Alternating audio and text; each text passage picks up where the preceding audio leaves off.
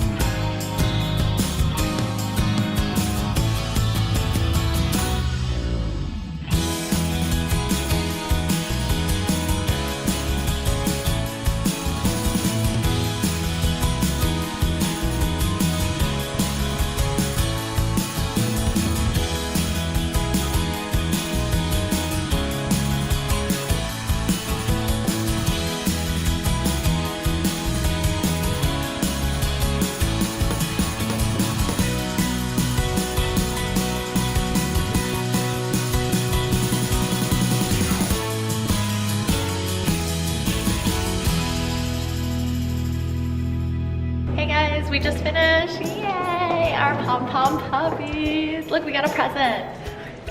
I don't know. Wait, that's not the present. That's what Payton made. And mine. Oh, we got a present. Yeah, it's a cat. So you get a dog and a cat. It's a win-win situation. Yeah. The instructor was super helpful.